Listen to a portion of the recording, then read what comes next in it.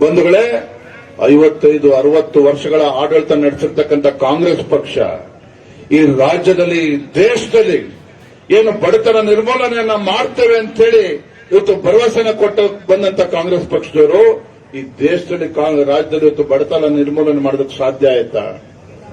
ಈ ರಾಜ್ಯದಲ್ಲಿರ್ತಕ್ಕಂಥ ಬಡತನವನ್ನ ನಿರ್ಮೂಲನೆ ಮಾಡೋದಕ್ಕೆ ಸಾಧ್ಯ ಆಯ್ತಾ? ಯಾವುದು ಕೂಡ ಮಾಡಲಿಲ್ಲ. ಕಾಂಗ್ರೆಸ್ ಪಕ್ಷದ ಪುಡಾರಿಗಳು, ಮುಖಂಡರುಗಳು ಒಂದು ಬಡತನ ನಿರ್ಮೂಲನೆ ಆಯ್ತೆ ಹೊರತು ನಮ್ಮ ಬಡವರು ಇವತ್ತು ಬಡವರಾಗೇ ಇದ್ದಾರೆ ಇವತ್ತು. ಹಾಗೆ ಕಾಂಗ್ರೆಸ್ ಪಕ್ಷಕ್ಕೆ ಕೀರ್ತಿ ಏನಪ್ಪಾ ಅಂತ ಹೇಳಿದ್ರೆ, ಇವತ್ತು ಈ ದೇಶದಲ್ಲಿ ಇವತ್ತು ಬಡವರಾಗೇ ಇದ್ದಾರೆ ಅಂತ ಹೇಳಿದ್ರೆ ಅದರ ಕೀರ್ತಿ ಕಾಂಗ್ರೆಸ್ ಪಕ್ಷಕ್ಕೆ ಸಲ್ತದೆ, ಕಾಂಗ್ರೆಸ್ ಪಕ್ಷಕ್ಕೆ ಸಲ್ತದೆ. ಗರೀಬಿ ಆಟ ನಾಟಕ ಮುಗೀತು. ಇವತ್ತು ಕರ್ನಾಟಕ ರಾಜ್ಯದಲ್ಲಿ ಇವತ್ತು ಕಾಂಗ್ರೆಸ್ ಪಕ್ಷದ ಹೊಸ ನಾಟಕ ನಡೀತಾ ಇದೆ. ಗ್ಯಾರಂಟಿ ನಾಟಕ ನಡೆಸ್ತಾ ಇದ್ದಾರೆ ಕಾಂಗ್ರೆಸ್ ಪಕ್ಷದವರು.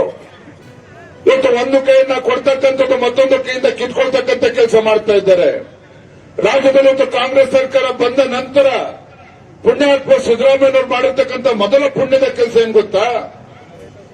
ಏನು ಪ್ರಧಾನಮಂತ್ರಿ ನರೇಂದ್ರ ಮೋದಿಜಿಯವರು ಈ ದೇಶಕ್ಕೆ ಎರಡು ತುತ್ತು ಅನ್ನವನ್ನ ಕೊಡ್ತಕ್ಕಂಥ ರೈತನ ಬದುಕು ಹಸನಾಗಬೇಕು ಅಂತೇಳಿ ಪ್ರಧಾನಮಂತ್ರಿ ಕಿಸಾನ್ ಸಮ್ಮಾನ್ ಯೋಜನೆ ಅಡಿಯಲ್ಲಿ ನರೇಂದ್ರ ಮೋದಿಜಿಯವರು 6,000 ರೂಪಾಯಿ ಕೊಡ್ತಾ ಇದ್ರೆ, ರಾಜ್ಯದ ಮುಖ್ಯಮಂತ್ರಿಗಳಾಗಿದ್ದಂತ ಯಡಿಯೂರಪ್ಪರು 4,00,000 ರೂಪಾಯಿ ಕೊಡ್ತಾ ಇದ್ರು. ಏನ್ ಮಾಡಿದ್ರು ಮಾನ್ಯ ಮುಖ್ಯಮಂತ್ರಿ ಸಿದ್ದರಾಮಯ್ಯನವರು? ಮುಖ್ಯಮಂತ್ರಿಯಾಗಿ 48 ಗಂಟೆಗಳಲ್ಲಿ ಯಡಿಯೂರಪ್ಪನವರು ಕೊಡ್ತಿದ್ದಂತ ಕಿಸಾನ್ ಸಮ್ಮಾನ್ ಯೋಜನೆ 4,00,000 ರೂಪಾಯಿನ ಬಂದ್ ಮಾಡ್ತಕ್ಕಂಥ ಕೆಲಸ ಮಾಡಿದ್ರು. ಅಂದ್ರೆ ಮುಖ್ಯಮಂತ್ರಿಗಳು ಬಸವರಾಜ ಬೊಮ್ಮಾಯಿ ಅವರು ಈ ರಾಜ್ಯದಲ್ಲಿರ್ತಕ್ಕಂಥ ರೈತರ ಮಕ್ಕಳು ಹೊತ್ತು ಉನ್ನತ ಶಿಕ್ಷಣ ಪಡಿಬೇಕು, ಉನ್ನತ ವ್ಯಾಸಂಗ ಮಾಡಬೇಕು, ಅವರು ಕೂಡ ಡಾಕ್ಟರ್ ಇಂಜಿನಿಯರ್ ಆಗಬೇಕು ಅಂತ ಹೇಳಿ ಇವತ್ತು ರೈತರ ಮಕ್ಕಳಿಗೆ ಇವತ್ತು ರೈತ ವಿದ್ಯಾನಿಧಿಯನ್ನ ಕೊಟ್ಟಿದ್ರು. ಅದನ್ನು ಕೂಡ ನಿಲ್ಲಿಸತಕ್ಕಂಥ ಕೆಲಸ ಮಾಡಿದ್ರು. ಅಷ್ಟೇ ಅಲ್ಲ, ಸನ್ಮಾನ್ಯ ಯಡಿಯೂರಪ್ಪನವರು ಯಾವ ಬಡವರ ಮನೆಯಲ್ಲಿ ಹುಟ್ಟಿರ್ತಕ್ಕಂಥ ಹೆಣ್ಣು ಮಗು ಅದು ಶಾಪ ಅಂತೇಳಿ ಬಡವರು ಚಿಂತನೆ ಮಾಡ್ತಾ ಇದ್ರು. ಆದ್ರೆ ಬಡವರ ಮನೆಯಲ್ಲಿ ಹುಟ್ಟಿರ್ತಕ್ಕಂಥ ಹೆಣ್ಮಗು ಅದು ಶಾಪ ಅಲ್ಲ, ಅದು ಭಾಗ್ಯಲಕ್ಷ್ಮಿ ಅಂತೇಳಿ ಭಾಗ್ಯಲಕ್ಷ್ಮಿ ಯೋಜನೆನ ಕೊಟ್ಟಂತ ಯಡಿಯೂರಪ್ಪನವರು ಇದು ಸನ್ಮಾನ್ಯ ಸಿದ್ದರಾಮಯ್ಯವರು ಮುಖ್ಯಮಂತ್ರಿ ಆದ್ಮೇಲೆ ಕಾಂಗ್ರೆಸ್ ಸರ್ಕಾರ ಬಂದ್ಮೇಲೆ ಭಾಗ್ಯಲಕ್ಷ್ಮಿ ಯೋಜನೆಯನ್ನು ಕೂಡ ನಿಲ್ಲಿಸತಕ್ಕಂಥ ಕೆಲಸ ಮಾಡ್ತಾ ಇದ್ದಾರೆ. ಕಾಂಗ್ರೆಸ್ ಸರ್ಕಾರ ಬಂದ್ಮೇಲೆ ರಾಜ್ಯದಲ್ಲಿ ವಿದ್ಯುತ್ ದರ ಜಾಸ್ತಿ ಆಯಿತು. ಪ್ರತಿ ಯೂನಿಟ್ಗೆ 4 ರೂಪಾಯಿ 10 ಪೈಸೆ ಇದ್ದಂತ ವಿದ್ಯುತ್ ಇವತ್ತು 8 ರೂಪಾಯಿ 20 ಪೈಸೆ ಆಗಿದೆ. ಯಾರು ಕೇಳ್ಬೇಕು ಸ್ವಾಮಿ ಇವ್ರನ್ನಾಗದ್ರೆ?